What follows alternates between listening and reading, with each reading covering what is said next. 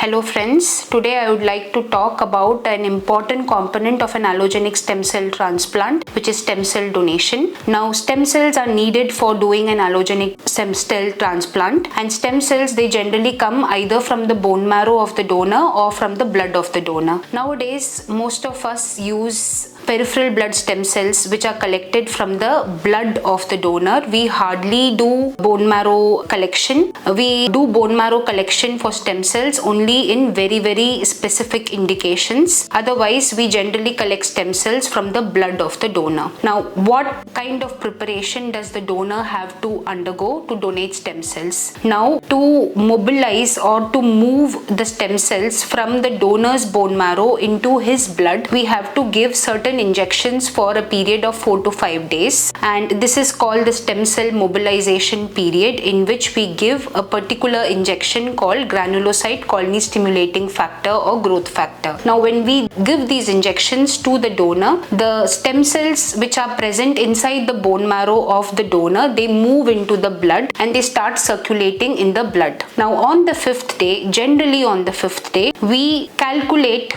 based on a blood test what is the stem cell present in the blood of the donor, and if it is adequate or if it reaches a certain level, then we start the stem cell collection. Now the stem cell collection is generally done through the blood veins of the donor. There is a machine called an apheresis machine to which the donor is connected. Blood is taken from one of the veins of the donor. The machine processes the blood, extracts the stem cells, and the remaining blood is returned to the donor through another vein in the other arm. So you just need 2 pricks, one on this hand and one on this hand if you have good veins. In certain situations when the donor does not have very visible veins or the veins are very thin, what we do is we put in a catheter in the leg or in the neck, and then the procedure becomes even more simple. You just have to lie on the bed. The donor has to just lie on the bed and the machine does the entire process once the machine is connected to the donor. The entire procedure generally takes around 4 to 5 hours based on the stem cell